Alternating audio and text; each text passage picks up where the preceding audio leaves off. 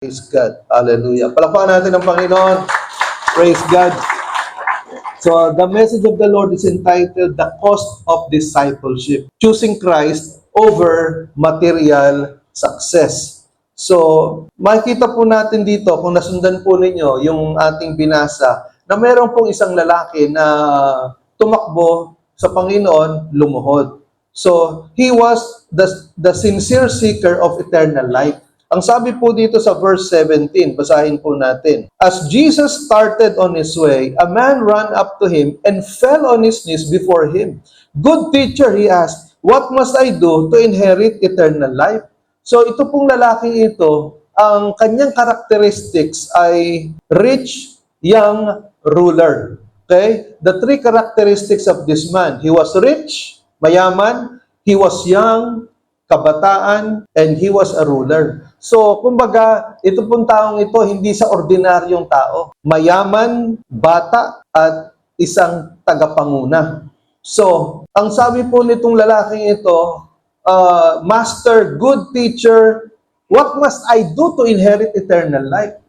I believe that is the greatest question that we can ask of the Lord, or the greatest question that we can ask of anybody. What must I do to inherit eternal life? Ano dapat kong gawin para tumanggap ako ng eternal life, ng buhay na walang hanggan? Hindi ba, yan ang pinakamahalagang tanong na pwede nating itanong. Paano ba tayo magkakaroon ng buhay na walang hanggan? Hindi yung paano ba ako yayaman? Paano ba ako magiging matalino? Paano ba ako magiging tanyag? Paano ba ako magiging sikat? Paano ba kikita yung aking TikTok na video? Paano ba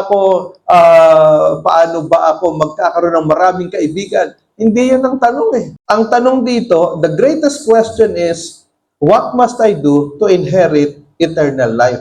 Tama yung tanong, tama ba? Tama yan eh. So, itong lalaking ito, he was actually seeking Jesus at ano ba yung characteristics ng kanyang tanong, ng kanyang pagkatao? Number one, the man was eager. Sabihin, talagang siya ay masidhi yung kanyang pagnanasa doon sa kanyang tanong na what must I do to inherit eternal life? Tumatakbo pa eh. Naunawaan po niya, tumatakbo pa palapit kay Jesus. Samantalang ibang mga tao, di ba, parang kapag ka worship service, kung hindi late, absent.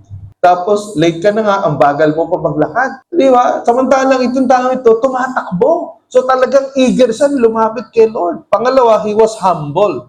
Why? Because he knelt down. Nung nakita niya si Jesus, lumuhod. Ito'y simbolo ng pagpapakababa. Pangatlo, he was respectful. Magalang. Ang sabi, good teacher. Andun yung paggalang dito sa lalaking ito. And then pang-apat, he was sincere. Nang sabi niya, anong pwede kong gawin para tumanggap ako ng buhay na walang hanggan? So ang tanong mga kapatid, do we also have these characteristics? Eager, humble, respectful, sincere in coming to the Lord? Okay. So, yung pangalawa, the special love of Jesus. So ang sabi dito, sagot ni Lord sa tanong, why do you call me good? Jesus answered, no one is good except God alone. You know the commandments, do not murder, do not commit adultery, do not steal, do not give false testimony, do not defraud, honor your father and mother. So sabi ni Jesus, bakit mo ako tinatawag na mabuti? Sabi niya, walang ibang mabuti kung hindi ang Diyos. Parang sinasabi ni Jesus, if you call me good, then you must be willing to accept me as God. Yun ang sabi, because no one is good except God alone. If you are telling me, if you are calling me good, then you must be willing, you must be ready to accept me as God. So, ang sabi dito, teacher, he declared, all this I have kept since I was a boy. So, ginawa ni Jesus, inisa-isa niya yung 10 Commandments. Ang sagot nitong lalaking ito, teacher, guro, lahat ng ito, nasunod ko na mula nang ako'y bata. Can you imagine? Grabe, no? Nasunod niya yung 10 Commandments. yung 10 Commandments na napakahirap gawin, nagawa niya. So, Jesus looked at him and loved him. Tiningnan siya ni Lord ng may pagmamahal. Ang sabi, one thing you lack. Isang bagay ang kulang mo. He said, go, sell everything you have, and give to the poor, and you will have treasure in heaven. Then come, follow me. Ito na, dito na. Ito na yung pinaka-key verse. Ito na yung pinaka-turning point dito sa story. Pakinggan po ninyo, pansinin po ninyo. Ang sabi dito, tiningnan siya ni Jesus ng buong pagmamahal. Ano pa ibig sabihin nun? Mahal tayo ng Diyos. Mahal ka ng Diyos. Lahat ng tao mahal ng Diyos. Lahat ng tao mahal ni Jesus. Kasi ayaw ng Panginoon na merong mapunta sa impyerno. The reason why He died on the cross in order for all of us to go to heaven and not to hell. Ganun kamahal tayo ng Diyos. At itong lalaking ito, sabi nito, Jesus looked at him and loved him. At sabi niya, isang bagay yung kulang sa'yo. Nagawa mo na pala lahat yung 10 Commandments. Isang bagay na lang ang kulang sa'yo. Go sell everything you have. Ibenta mo lahat ng kaari-arian mo. Ipamigay mo sa mahirap. At magkakaroon ka ng tunay na kayamanan sa langit at sumunod ka sa akin. Tanong, sinunod ba nung lalaki yung sinabi ni Jesus? That's the third point. Now, hindi sinunod nung lalaki. So, four things that Jesus taught the young men. 4 po yung gusto ituro ng Panginoon dito sa lalaking ito. Number 1, that he cannot earn his way to heaven by following the 10 Commandments. Siguro hinihintay nung lalaki na, okay, nasunod mo pala yung 10 Commandments. Sige, sigurado sa langit ka na. May buhay na walang hanggan ka na. Pero hindi yun ang narinig ng lalaki. Siguro disappointed yung lalaki. Tama ba? Na pambihira. May kulang pa pala ako. Nasunod ko na yung 10 Commandments. Ang gusto ituro ni Jesus, walang pwedeng maligtas na sumusunod sa 10 Commandments. No one can go to heaven by following the 10 Commandments. Pangalawa, that one thing he lacks, isang bagay na kulang sa kanya, yun yung tunay na kayamanan that can only be found by following Christ wholeheartedly. Ang tunay na kayamanan, yun yung kulang sa kanya eh. Ang tunay na kayamanan, hindi yung kayamanan sa lupa. Hindi yung, kasi mayaman itong, yung kabataan na ito eh. Mayaman siya, sabi, rich young ruler. Rich young ruler. Ang sabi ng Panginoon, ipamigay mo lahat. Okay? So, one thing that you lack, true treasure in heaven. Pangatlo, that wealth is not necessarily a sign of God's favor. The Jews had the wrong mindset that those who are rich are more favored by God, so Jesus told him to let go of his wealth. Ano pa ibig sabihin nito? Nagulat yung lalaki. Ang sabi ng Panginoon sa kanya, ipamigay mo lahat ng ari-arian mo at ng kayamanan mo. Nagulat yung lalaki. Bakit? Kasi ang pananaw ng mga Hudyo noong unang panahon, kapag mayaman ka, blessed ka ng Diyos. Ang blessing ng Diyos, sa pananaw ng mga Hudyo, ang blessing ng Diyos nakikita sa kayamanan sa salapi. Ang sabi ng Panginoon, ipamigay mo yung kayamanan mo. So, nagkaroon ngayon ng pagtatalo sa isip ng lalaki. Na-realize ng lalaki na hindi pala kayamanan ang basehan na ikaw ay favored by God. Hindi pala kayamanan ng basehan na ikaw ay blessed ng Panginoon. Nakagaya ng marami sa atin sa panahon natin ngayon. Na akala natin, itong taong ito, mayaman ito. Wow, Lord, napaka-blessed naman itong taong ito, ang yaman. Di ba ganun ang common na thinking natin, di ba? Na, yung taong ito, 3 kotse, ang blessed naman itong taong ito. 3 ang mansyon, napaka-blessed naman itong taong ito. Yun ang mindset natin, di ba? Pero hindi yun ang gustong ituro ng Panginoon. Hindi dahil mayaman ng isang tao, favored siya, blessed siya ng Diyos. Naunawaan po natin. Kasi ang tunay na pagpapala, yung sumusunod ka sa Panginoon. Naunawaan po natin. That is the true treasure. True treasure can only be found in following Christ wholeheartedly. Now, pang-apat, that he needs to give up his rule over his own life, let Jesus be his ruler. Parang di ba sabi ng Panginoon, sumunod ka sa akin. Ibig sabihin, magpasakop ka sa akin. Itong lalaking ito, rich young ruler. Naintindihan natin, rich young ruler. So, ibig sabihin, sinasabi ng Panginoon, alisin mo yung pangunguna mo sa sarili mo. Hayaan mo ako ang manguna sa iyo. Naunawaan po natin. Here is the problem with many people. The problem with many people is we govern our own lives. Tayo ang nagpapatakbo ng buhay natin. We are the ruler of our own lives. Ang gusto nang ituro ng Panginoon sa lalaking ito, hindi ikaw ang mangunguna sa buhay mo. Ako ang mangunguna sa buhay mo. I will be your ruler. It is not you who will rule your life. Naintindihan po ninyo. So, that is the meaning of surrendering to the Lord Jesus Christ. Ang sinabi ng Panginoon, you want to inherit eternal life? Gusto mo magkaroon ng buhay na walang hanggan? I-give up mo yung pangungunahan sa sarili mo. Hindi ikaw ang masusunod sa buhay mo. Naunawaan po ninyo. Ito, tandaan niyo po yung sabihin ko. Kung ikaw ang nasusunod sa buhay mo, definitely, you are not a child of God. Dahil ang tunay na anak ng Diyos, si Kristo ang nasusunod sa buhay niya. Naunawaan po ninyo?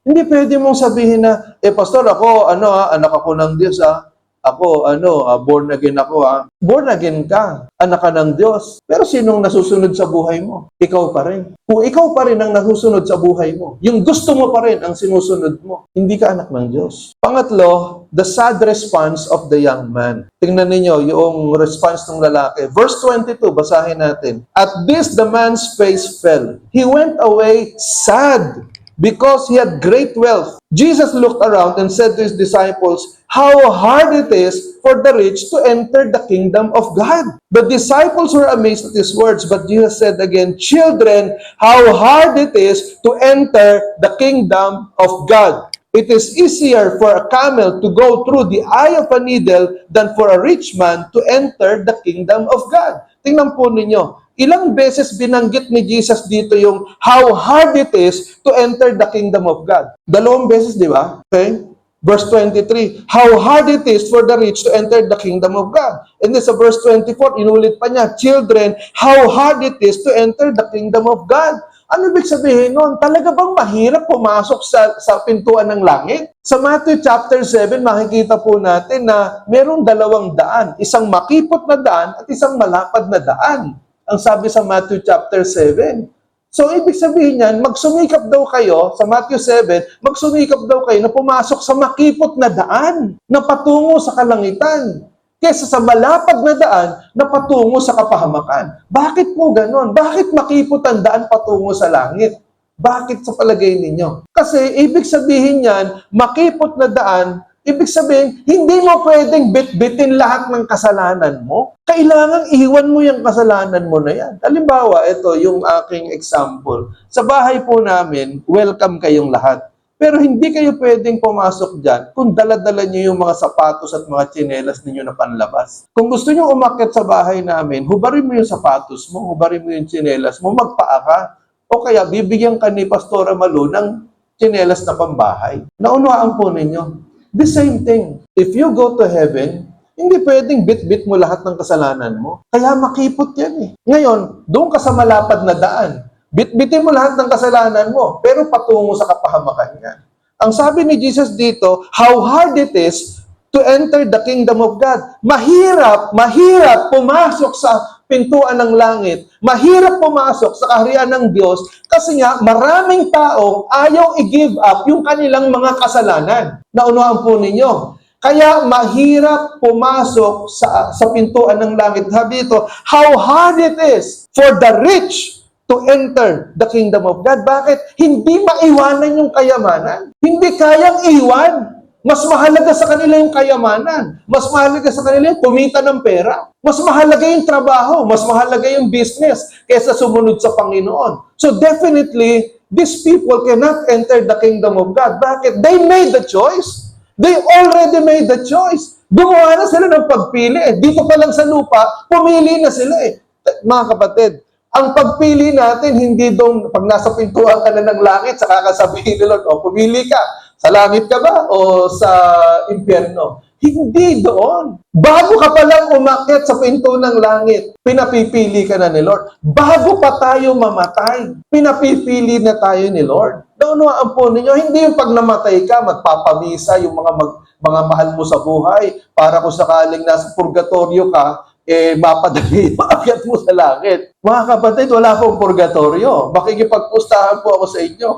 Wala pong purgatorio. Naunawaan po ninyo. Madalas nung sabihin nito, for 12 years, nagturo ako sa MCU, 24 semesters, and almost 12 summers. Yung first week, first meeting, nung klase, siyempre wala namang ginagawa yan, chika-chika lang yan. And then sabi ko sa mga estudyante, sabi ko, if anybody here can show me a single verse in the Bible that there is purgatory. Sabi ko, you come to me next semester, next meeting, ipakita nyo sa akin na may purgatory. Huwag na kayong pumasok the whole semester, flat 1 na kayo. Bakit sa loob ng 12 years, 24 semesters, walang nag-dare na lumapit sa akin, Sir, ito po, asan po yung flat 1 ko? Sabi ko, magtanong kayo sa mga pari ninyo, magtanong kayo sa mga ministro ninyo, kung saang verse sa Bible may purgatorio. Bakit kahit isang estudyante walang nag-dare na, Sir, ito po may purgatorio? Kasi wala kayong makikitang purgatorio sa Biblia. So mga kapatid, mahirap pumasok sa langit doon sa mga taong nagmamahal sa kayamanan. Doon sa mga taong nagmamahal sa kasalanan, kaya mahirap pumasok sa langit. Pero kung ikaw, handa kang i-give up yung kayamanan na yan, handa kang i-give up yung mga kasalanan na yan, madali kang makakapasok sa langit. Naunawaan po natin. So, the young man rejected Jesus for 3 reasons. Number 1, unbelief. He was not willing to entrust his life to Jesus. Hindi siya naniniwala na totoo itong sinasabi ni Jesus. Nang sabi ni Jesus, o ibenta mo lahat ng kayamanan mo, ari-arian mo, pamigay mo sa may hirap, sumunod ka sa akin. Hindi siya naniniwala eh. Marami sa atin, hindi tayo makakapasok sa langit dahil hindi tayo naniniwala talaga sa sinasabi ng Bible. Sabihin natin, hindi naman totoo yung Bible na yan, gawa-gawa lang ng tao yan. Eh siyempre, gawa ng tao to. Kasi tao ang babasa eh. Hindi man to gawa ng hayop. Kasi hindi mahayop ang babasa nito. Gawa ito ng tao, pero ito ay kinasihan ng banal na espiritu. Alam niyo yung paggawa ng thesis or paggawa ng dissertation? Hindi ba, pag gumagawa ka ng thesis or gumagawa ka ng dissertation, yung estudyante mismo ang gumagawa, pero guided ka ng thesis advisor mo. Guided ka ng dissertation advisor mo. Kung PhD dissertation, kung master's thesis. Ngayon, kung magaling ang advisor mo sa thesis or dissertation, flat 1 yung dissertation mo. Flat 1 yung thesis mo. Magaling advisor mo eh. Kasi lahat ng mali doon sa advice sa thesis mo, sa dissertation mo, makikita ng advisor yan. Sabi, mali ka dito, palitan mo to, hindi tama yan, dagdagan mo to, kulang yan. Kailangan magaling yung advisor mo. Kung hindi ka magaling, kung hindi magaling advisor mo, stress lang or pasang awa yung thesis mo. Ganun din naman yung paggawa ng Bible, mga kapatid. Ginawa nga ito ng tao, pero ito po ay guided ng Holy Spirit. Now, pangalawa, self-righteousness and pride. Self-righteousness. Ang Tagalog ng self-righteousness, yung bang, ang tingin mo sarili mo, mabait ka. Ang tingin mo sarili mo, magaling ka. Ang tingin mo sarili mo, mas banal ka kaysa dun sa iba. And pride, kayabangan. Itong lalaking ito, dahil nga nasunod niya yung 10 Commandments, akala niya mas magaling siya sa maraming tao at akala niya makakapasok sa langit dahil sumusunod siya sa 10 Commandments, which is wrong. So mga kapatid, ang gusto ng Panginoon ay ma-realize itong lalaking ito na hindi ka pwedeng iligtas ng kabutihan mo. Walang pwedeng mailigtas sa atin, mga kapatid, ng pagiging mabait. Ang kaligtasan hindi sa kabaitan. Ang kaligtasan, ito ay nakukuha sa pagsusuko ng buhay kay Kristo. Naunawaan po ninyo. Kaya nga, nakakalungkot yung mga taong mababait, pero hindi kinikilala si Kristo bilang Panginoon tagapagligtas at Diyos ng kanilang mga buhay. Hindi nagbabasa ng Bible, pero mababait. May mga taong ganyan. Totoo yan. Maraming taong ganyan. Mababait, pero hindi kinikilala si Kristo bilang Panginoon tagapagligtas at Diyos ng kanyang buhay. Saan pupunta yung mga taong yan? Hindi sa langit pupunta yan. Sa impyerno pa rin ang punta niyan. Bakit? Dahil ang kaligtasan ay sa pamamagitan ng pananampalataya kay Kristo. Juan 1, talatang 12, ang lahat ng naniwala sa Kanya at sumampalataya sa Kanya, binigyan niya ng karapatan na maging mga anak ng Diyos. Naunawaan po natin, mga kapatid. Kaya kung hindi ka naniniwala kay Kristo, hindi ka nananampalataya kay Kristo, hindi ka bibigyan ng karapatan na maging anak ng Diyos kahit gaano ka pa kabait. Naunawaan natin, mga kapatid. Ang linaw ng Bible. John 14 verse 6, ang sabi niyan, I am the way, the truth, and the life. No one comes to the Father except by me. Akong daan, ang kaligtasan, ang katotohanan. Walang makakaparoon sa langit maliban sa akin. Walang makakapunta sa Ama maliban sa akin. Pangatlo, the love of the world. Hindi kayang i-give up nitong lalaking ito yung pagmamahal niya sa salapi. Hindi kayang i-give up nitong lalaking ito yung pagmamahal niya sa kayamanan. Naunawaan po ninyo. Kaya itong lalaking ito, he gave up his relationship, his salvation. He did not inherit eternal life. Bakit? Because He did not give up. He did not give up his love for the world. Ang sabi din sa Marcos 8:34, 36, basahin po natin. 1, 2, 3. Pagkatapos, tinawag niya ang mga tao, pati na ang mga tagasunod niya at pinalapit sa kanya. Sinabi niya sa kanila, ang sino mang gustong sumunod sa akin ay hindi dapat unahin ng sarili. Dapat ay handa niyang harapin kahit ang kamatayan alang-alang sa pagsunod niya sa akin. Sapagkat ang taong naghahangad magligtas ng kanyang buhay ay mawawalan nito. Ngunit ang taong nagnanais mag-alay ng kanyang buhay alang-alang sa akin at sa magandang balita ay magkakaroon ng buhay na walang hanggan. Ano ba ang mapapalo ng isang tao kung mapapasa kanya ang lahat ng bagay sa mundo pero mapapahamak naman ang kaluluwa niya? So ano ibig sabihin nito? Ito yung sinasabi ng Panginoon, dapat handa niyang harapin kung sino man ang gustong sumunod sa akin. Dapat hindi niya uunahin yung kanyang sarili. Hindi yung gusto niya ang masusunod. Ang masusunod, ang gusto ni Lord. Naunawaan po ninyo. Ang linaw dito dapat handa niyang harapin ang kamatayan alang-alang sa pagsunod niya sa akin. Ang tanong, handa ka bang mamatay para sa Panginoon? Pag sinabi niyo ba, yes, Pastor, handa ako mamatay. Yung bisyo mo, handa mong i-give up. Yun lang. Paano mo sasabi handa ka mamatay sa Panginoon? Yung bisyo mo, hindi mo mag-give up. Yung pagsusugal mo, hindi mo ma-give up. Yung sigarilyo mo, yung alak mo, yung pornography mo, yung pagiging chismosa mo, hindi mo ma-give up. Paano mo sasabihin, handa kang mamatay para sa Panginoon? Yung mga estudyante, yung pangungopia mo ng pagka-during exam, hindi mo ma-give up Yung mga barkada mo, hindi mo ma-give up Tapos sasabihin mo, handa kang mamatay para sa Panginoon? Ang laking kabalbalan naman yan. Sabi ito, sapagkat ang taong naghahangad, magligtas ng kanyang buhay, ay mawawalan nito. Ngunit ang taong nagnanais mag-alay ng kanyang buhay alang-alang sa akin at sa magandang balita ay magkakaroon ng buhay na walang hanggan. Ano ba ang mapapala ng isang tao kung mapasa kanya man ang lahat ng bagay sa mundo, pero mapapahamak naman ang kaluluwa niya? Ang ganda nung tanong, di ba?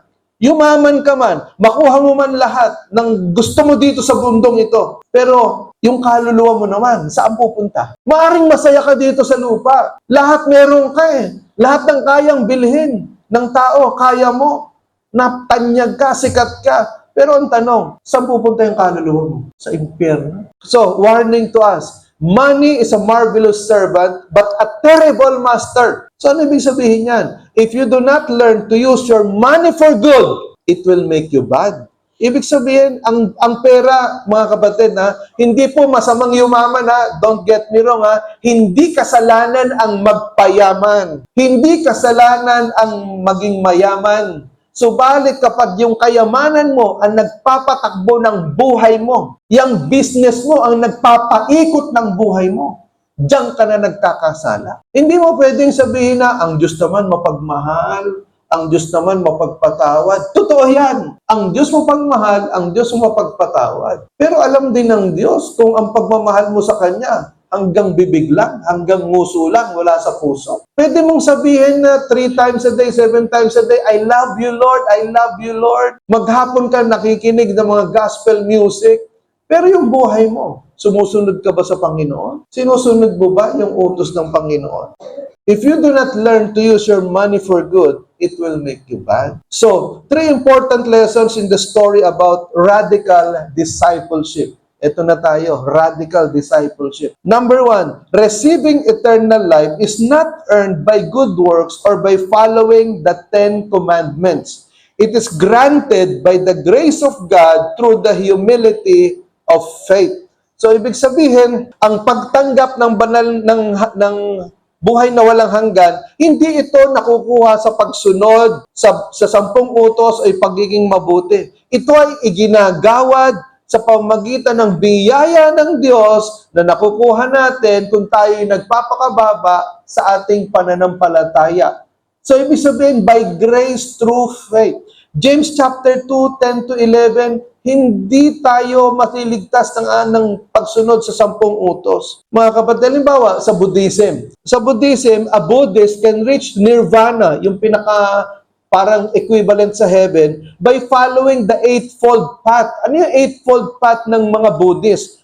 Right understanding, right intention, right speech, right action, right livelihood, right effort, right mindfulness, right concentration. Can you imagine? No, 8. Kailangan masunod nila tong 8 na to para makarating sila doon sa nirvana na equivalent sa heaven. Hindi ba napakahirap? Pero tingnan ninyo, the Christian way. Ephesians chapter 2 verses 8 to 9.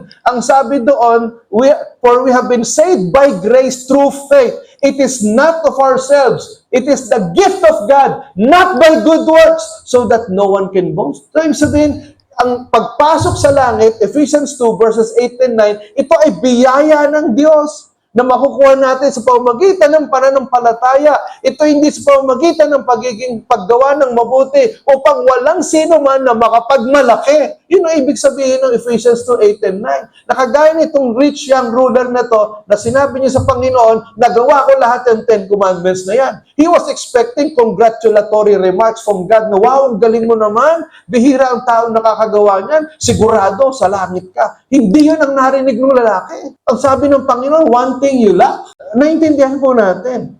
The same thing with everybody else.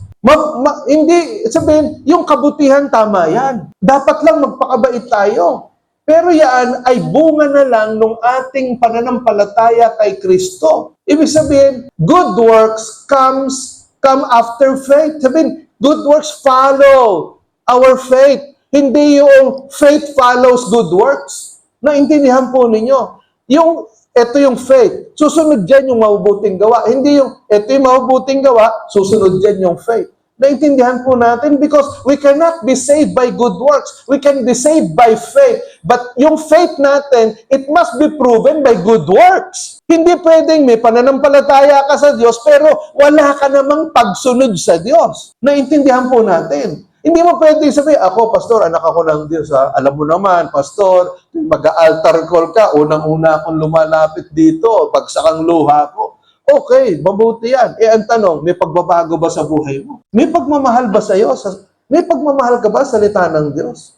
Nananalangin ka ba? Kumusta yung pag-attend mo ng church? Kumusta yung pag-attend mo ng mga gawain sa Panginoon? O mas marami kang panahon sa kamunduhan? Mas maraming kang panahon sa pagtatrabaho? Mas maraming kang panahon sa mga barkada mo? Pangalawa, riches are not necessarily a sign of God's blessing. True blessings is in following Christ. Ang tunay na pagpapala ay nasa pagsunod kay Kristo. Tandaan po natin ha, ang tunay na kayamanan, ang kayamanan, hindi ito ibig sabihin na, oy, favored ako ni Lord, laki na sweldo ko, 100,000. Wow! Blessed ako ni Lord. Mga kapatid, hindi lahat ng kumikita ng 100,000 o ng mga pinagpala ng Diyos. Hindi lang iyon ang basihan ng pagpapala ng Diyos. At dahil ang tunay na pagpapala ng Diyos, yung sumusunod ka kay Kristo. Sumusweldo ka nga ng 100,000, 200,000. Ang sakit naman ng ulo mo. Ang dami mong problema. Wasak naman ang pamilya mo. Wasak ang faith mo. Paano mo sasabihin blessing yan? Naintindihan niyo ba? Ulitin ko ha. Yung iba nagtatrabaho sa ibang bansa, kumikita ng, sabihin natin, 100,000, 200,000. Ang tanong, kumusta naman yung faith niya? Kumusta naman yung pamilya niya? Maayos kaya? Kumusta kaya yung kanyang pananampalataya? Maayos kaya? Kasi, masasabi natin na blessing talaga yan kung ikaw napalapit ka sa Panginoon at hindi nasira yung pamilya mo. Riches can be a hindrance to God's true blessing. A true godly blessing is having Christ as the focus of your life. Babasahin ko po dito na unang Timoteo 6, talatang 8 hanggang 10. Pakinggan po ninyo. Kaya dapat na tayong masiyahan kung tayo may kinakain at dinaramit. Ang mga nagnanasang yumaman sa anumang paraan ay nahuhulog sa tukso at sa bitag na masasamang hangaring magtutulak sa kanila sa kapahamakan, sapagkat ang pag-ibig sa salapi ay siyang ugat ng lahat ng kasamaan. Dahil sa paghahangad na magkamal ng salapi, may mga nalayo sa pananampalataya at nasadlak sa paghihirap ng kalooban. Tingnan po ninyo. Maraming tao, puro pera, pera, pera, pera. Trabaho, trabaho, trabaho. Business, business, business. Ang tanong, napalapit ba sila kay Lord? Ang sabi dito, dahil sa paghahangad na magkamal ng salapi, may mga nalayo sa pananampalataya at nasadlak sa nagpaghihirap ng kalooban. Naintindihan po natin mga kapatid. Hindi masamang magpayaman. Pero kung yung kayamanan na yan, naglalayo sa iyo sa Diyos. Kung yung business na yan, inilalayo ka sa Diyos. Hindi tama yan. Ginagamit na instrumento ng demonyo yan para ilayo ka sa Panginoon. Tingnan niyo to. Si Jeff Bezos, no, seeking a never-ending life. According to MIT Tech Review, Amazon founder Jeff Bezos has invested in Altos Labs, a company dedicated discovering ways to reverse aging. Si Jeff Bezos po, isa sa pinakamayaman sa buong mundo, yung founder ng Amazon. Yung Altos Labs na kanyang sinimulan, it is a research-based company that's offering scientists $1 million in salaries annually. Anong ginagawa nitong Altos Labs? Gumagawa ng research para maka-imbento, maka-discover ng pwedeng gamot para magkaroon ng never-ending life dahil takot itong si Jeff Bezos na mamatay. Kasi para sa kanya, yung magkaroon ka ng habang buhay, siguro sabihin natin 200 years, na mabuhay siya ng 200 years, yun ang blessing sa kanya, yun ang pagpapala sa kanya. Nakalimutan ni Jeff Bezos na ang tunay na buhay, wala dito sa lupa. Ang tunay na buhay, nasa langit. So, pangatlo, remove the one thing that hinders you from following Christ. So, ano yung one thing na yan? Sabi ni Jesus, you lack one thing. Ito mga kapatid, listen. Kaya sinabi ng Panginoon dito sa lalaki ito, you lack one thing. Kasi alam ng Panginoon, ang kumakapit dito, ang hindrance sa lalaking ito para maka-inherit ng eternal life, yung kanyang kayamanan. Pero, halimbawa na lang, kung ang alam ng Panginoon na itong lalaking ito may 5 kabit, siguro sinabi ng Panginoon, you lack one thing. I-give up mo yan, 5 kabit mo. Naintindihan nyo ba? Maaring siguro sabihin ng Panginoon, halimbawa, sugarol. One thing you lack, i-give up mo yung pagsusugal mo. Naintindihan po natin. Nagkataon lang na itong lalaking ito, alam ng Panginoon na yung makakapigil sa kanya para magmana ng buhay na walang hanggan, yung kanyang kayamanan dahil mahal na mahal niya yung salapi niya eh. Kaya ang sabi ito, tumalikod yung lalaki sobrang lungkot. Bakit? Hindi niya kayang i-give up yung kanyang kayamanan. Halimbawa, ikaw ang kausap ni Lord. Ano yung isang bagay na pinapaalis ni Lord sa iyo? Or kagaya ka nitong lalaking ito, natatalikod ng malungkot dahil hindi mo kayang i-give up yung pinapag-give up ni Lord sa iyo. Naintindihan niyo ba mga kapatid? Sinasabi ni Lord, i-give up mo yung karir mo. I-give up mo yung karir mo. Kasi yan ang nakakahadlang sa iyo eh. What is that one thing that God wants you to give up in order to receive eternal life or the fullness of His blessing? So alam niyo, madalas ko mabanggit ito, how to catch a monkey. Paano manghuli ng unggoy. Sa Nigeria po, sa Africa, paano sila manghuli ng monkey? Ang ginagawa nila, merong isang malaking buko, binubuksan nila yon, inaalisan ng laman, tapos merong saging sa loob. Yung buko na yan, may tali yan. So, pagka nakita nung saging, nung unggoy, may saging sa loob, hawakan niya yan. Kasya lang yung kamay niya pagka nakaganon. Pero pagka isinara na niyang ganyan, hindi na niya mahihatak. Kasyang-kasya lang yan, ganun. Kaya pag hawak na niya yan, hindi na niya maaalis yan, hindi na niya mabibitawan. So, kahit andyan na yung mga tao, hulihin siya, hindi niya bibitawan yan. Hanggang sa mahuli na siya ng mga tao. Ano ibig sabihin nito? Marami sa atin, no, mga kapatid, sinasabi ng Lord, bitawan mo. I-give up mo. Kasi yan ang ikamamatay mo eh. Yan ang patibong ng demonyo. Bitawan mo. Merong ang demonyo, maraming temptation yan eh. Hanggat hindi mo binibitawan yung kasalanan na yan, hindi ka makakasunod sa Panginoon. You will not be able to inherit eternal life. Naintindihan po natin mga kapatid. Ano ba yung pinapag-give up ni Lord sa iyo? Ano ba sinasabi? Bitawan mo, anak. Bitawan mo. Ano ba yung pinapabitawan ni Lord sa iyo? So, Jesus warned His disciples in Marcos 10:23-27. Basahin natin. Tumingin si Jesus sa paligid at sinabi sa mga tagasunod niya, napakahirap para sa mayayaman ang mapabilang sa kaharian ng Diyos. Nagtaka sila, sinabi ni Jesus, kaya sinabi niya, mga anak, napakahirap talaga mapabilang sa kaharian ng Diyos. Mas madali pang makapasok ang isang kamelyo sa butas ng karayom kaysa sa mapabilang ang isang mayaman sa kaharian ng Diyos. Lalong nagtaka ang mga tagasunod niya, kaya nagtanong sila, kung ganoon po, sino na lang ang maliligtas? Tiningnan sila ni Jesus at sinabi, imposible ito sa tao pero hindi sa Diyos dahil ang lahat ay posible sa Diyos. Ano ibig sabihin nito? Imposible sa pag-iisip ng mga tao. Pero kung ikaw, magsusuko ka ng buhay sa Panginoon, magiging posible ang lahat. Maari ka makarating sa langit. You can inherit eternal life if you will follow the Lord. Walang imposible sa Diyos. Kaya kanyang bigyan ng buhay na walang hanggan. Kaya kanyang pagpalain if only you will follow the Lord. So, mga kapatid, in conclusion, noong World War II, ang emperor ng Japan, si Emperor Hirohito. Now, based on my research, kaya nahirapan ang US forces, yung mga Amerikano, na talunin ng Japan. Alam niyo kung bakit? Yung mga Japanese soldiers, they were willing to die for their emperor. Handa silang mamatay dito kay Hirohito. Bakit? Ang tingin nila kay Hirohito, Diyos. That's why yung mga Japanese soldiers, hindi nila iniisip, mamamatay ba ako o hindi. Handa silang mamatay. Kaya yung mga sundalo na mga Amerikano, nahirapan sila. Natalunin yung mga Japanese. Kaya lang natalo ang Japan nung nagpabagsak ng atomic bomb sa Nagasaki at sa Hiroshima. Kung hindi pa nagpabagsak ng atomic bomb ang US, hindi nila matatalo ang Japan. Why? Because the Japanese soldiers were willing to die for their emperor. Ang sabi sa Lucas 14, 26-27, ang sino mang nais sumunod sa akin pero mas mahalaga sa kanya ang kanyang ama at ina, asawa at mga anak, mga kapatid at maging ang kanyang sarili ay hindi maaaring maging tagasunod ko. Ang sino mang ayaw sumunod sa akin dahil natatakot siyang mamatay para sa akin ay hindi maaaring maging tagasunod ko.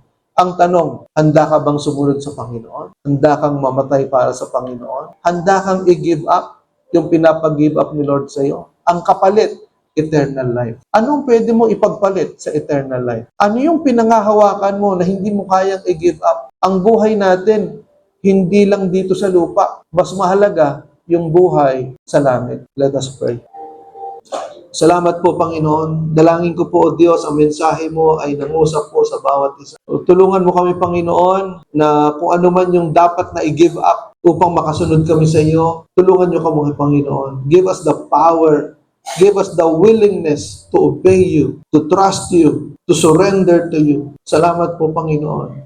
Kung ano man itong humaad lang sa amin para kami ay makasunod sa iyo, Lord, alisin niyo po ito. Tulungan niyo po kami ma-give up ang mga bagay na ito upang kami lubos na makasunod sa inyo at makasigurado kami na sa langit kami po.